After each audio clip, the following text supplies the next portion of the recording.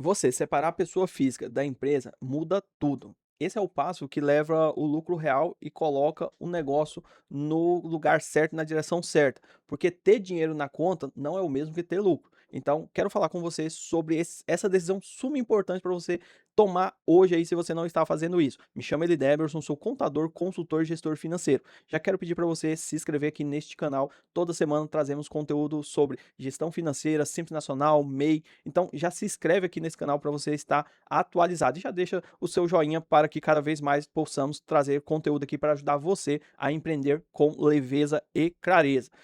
Você ter dinheiro na conta, isso não significa que você tem lucro, tá? Então muitas pessoas, muitos empreendedores, eles tornam tendo, esse pensamento: "Ah não, eu tenho dinheiro, então eu tenho lucro". Não, o dinheiro que está lá na conta nem sempre representa o lucro que você tem.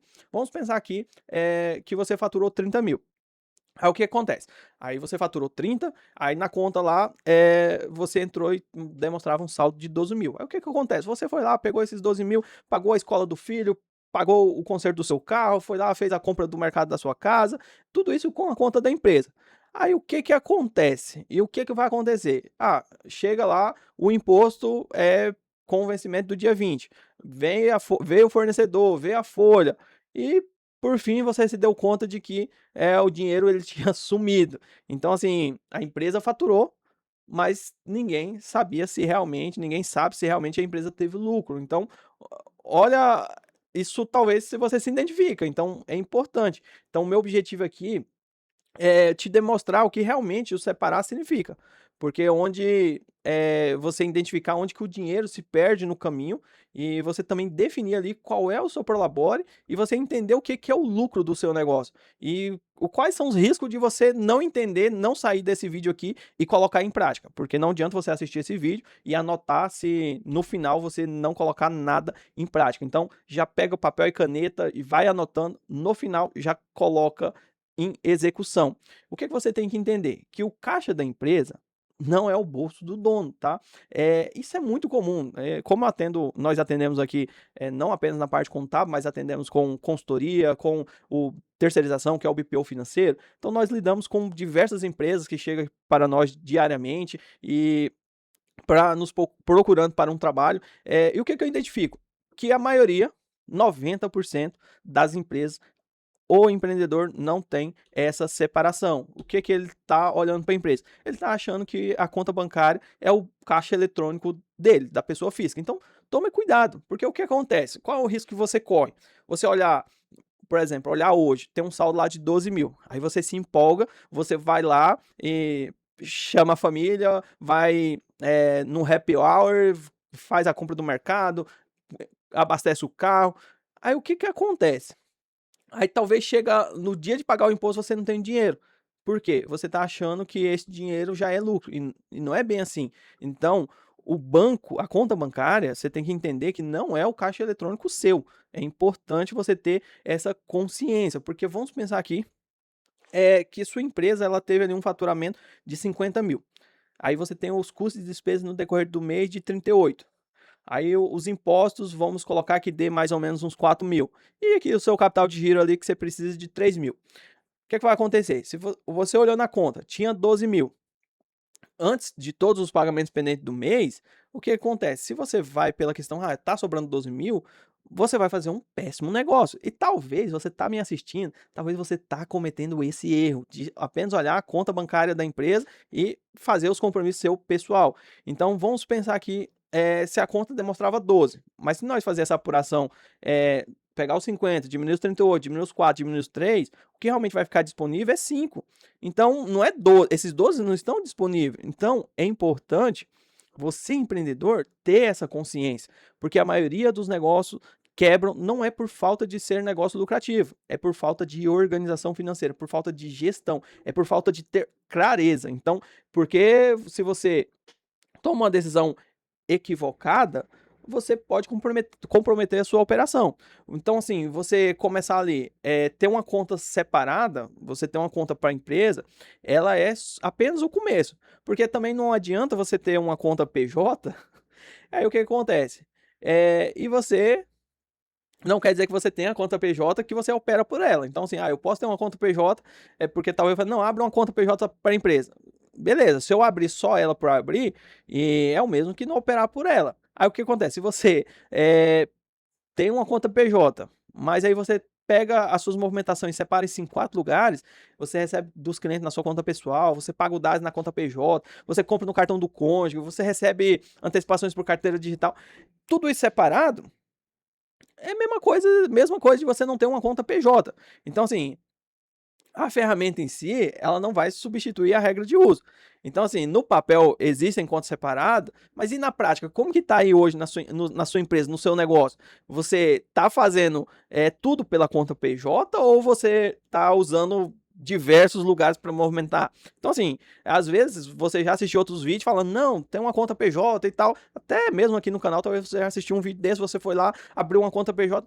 Mas se você não definir que você vai usar a conta PJ para a empresa, isso não vai mudar nada. Então, o que acontece? Então, como que você resolve essa questão? Você precisa centralizar os recebimentos e pagamentos. Então, se você tem uma conta PJ, centraliza os compromissos da empresa nessa conta PJ. O que acontece? Algo que você precisa fazer diariamente. Você precisa registrar tudo no mesmo dia. Então, assim, evite conta de terceiro. Evita, para você não ter dor de cabeça, para você não ter, assim, risco. Esse é o meu conselho. Evite conta de terceiro. Um outro fator é o Prolabore. O que é o Prolabore? Ele é o salário do dono. Então você precisa ter um Prolabore. Mas também não adianta você ter um Prolabore e você não levar ele ao pé da letra. O que acontece?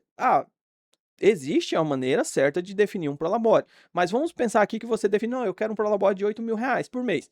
Ok, você precisa. Não quer dizer que a sua empresa gera esse caixa de 8.000. Então toma muito cuidado, porque eu vejo muitos negócios ruins das pernas, não é por falta de lucratividade, não é por falta de ter um bom produto, é por causa que o dono está matando um negócio, porque o dono ele está tirando um prolabore maior do que o negócio dele suporta. Aí o que acontece? Um exemplo, né? É a mesma coisa se você tem uma vaquinha leiteira. Então, se você tem uma vaquinha leiteira, você todo dia você tira o leite dela. Aí, por fim, você decide fazer um churrasco, vai lá e mata a vaquinha. Aí pronto, você vai ter o churrasco aquele um dia e o leite nunca mais. Então, toma cuidado para você não estar matando a sua empresa por causa do seu prolabore. E isso é um risco muito grande que a maioria das empresas sempre estão cometendo e isso torna levando a empresa ao fracasso. Então não é por falta de lucro, não é por falta do produto, é por causa do Prolabore. Então, imagina, você tem uma necessidade pessoal de 8.000, que é o que você precisa para cobrir suas despesas pessoais, mas a empresa ela suporta apenas 5.000. Então, olha o descompasso. Então, é importante você ter ali um Prolabore compatível com o que realmente a empresa consiga pagar, não apenas baseado na sua necessidade financeira. O que você precisa em vez de apenas definir ali um valor fixo ali por mês, você precisa definir um valor compatível com a função e a capacidade da empresa. Então, geralmente eu falo com os meus clientes, o funcionário mais caro é o dono. Então, assim, sempre é o dono. Lógico, e tá tudo certo, porque é o dono que faz acontecer, mas nós temos que ter cuidado para que nós não venhamos matar a nossa vaquinha, que produz o nosso leite todo mês, todo dia. Então, esse é um ponto importante que você deve levar em consideração. O que você precisa? Estabeleça data fixa de pagamento, porque isso vai ajudar você a se organizar também pessoalmente. Porque não adianta você ter a gestão financeira da empresa muito bem organizada se a sua gestão pessoal não está. O que vai acontecer? Vai refletir. Então é importante. Então, assim, o que você precisa fazer? Sempre reavaliar periodicamente, nunca conforme o saldo, tá? Então, assim, sempre é bom você olhar a cada 30 dias, a cada 90 dias, tá avaliando como que tá o resultado da empresa, como que tá o desempenho da empresa. Porque se faltar, você vai precisar fazer ajuste no orçamento pessoal, ou você vai precisar elevar o lucro da empresa, não o prolabore, tá? Por quê? O lucro não é qualquer valor que sobra no caixa, tá? Então, assim, é importante você ter um prolabore e você vai ter o UP a mais ali, que é o que eu sempre trabalho com os meus clientes, da terceirização financeira ou da consultoria, que é a questão de prolabore é fixo. esse prolabore ele vai passar por reajuste anualmente, igual se você fosse um CLT. O a mais que você tem é a distribuição de lucro. Aí você vai definir uma política para que você possa fazer a distribuição de lucro para você de uma forma que você não prejudica o seu negócio. Então, assim, é importante você ter essa clareza, você ter esse entendimento para que você não prejudique a sua empresa. Então, eu vejo empresas que nos procuram que estão morrendo, não por falta de lucratividade, não por falta de ter um bom produto, mas sim por causa do prolabore que não tem definido e isso torna corroendo os recursos da empresa. Por quê? Você precisa definir essa metodologia de eu tenho um prolabore e eu vou ter a distribuição de lucro em determinado período. Aí você vai criar uma política e você tem que seguir essa política. Então, um exemplo, né? Você ter lá no banco 20.000 não significa que a empresa gerou 20.000 de lucro. Porque o que acontece? Esse saldo pode ter vindo de meses anteriores.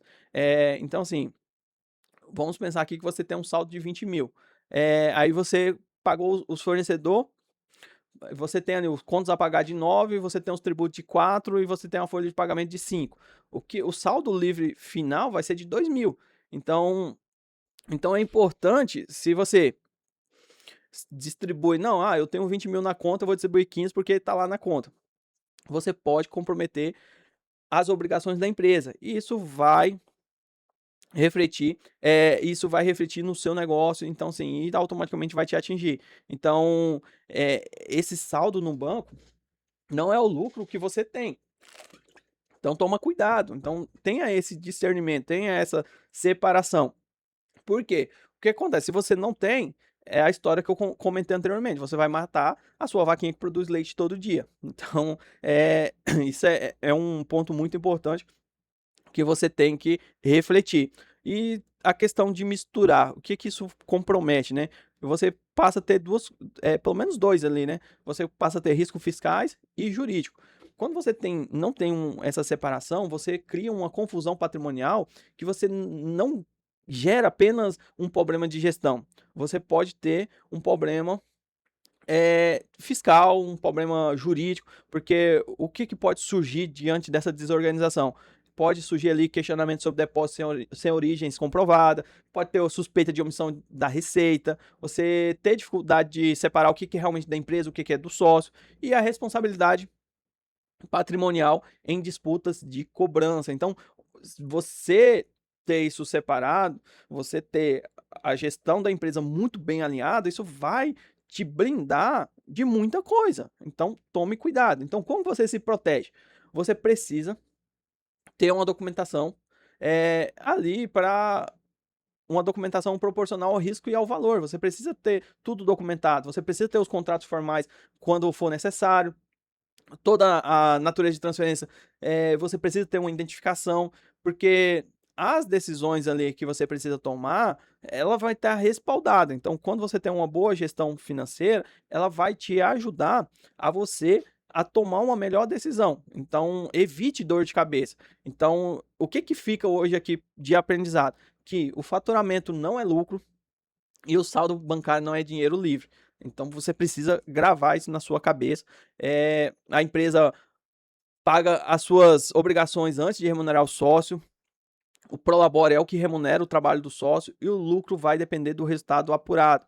Se você mistura tudo, você vai ter uma distorção, você não vai ter ali uma real informação que te ajude a tomar uma decisão. E se você não tem essa boa organização, você pode aumentar os seus riscos fiscais e judiciais.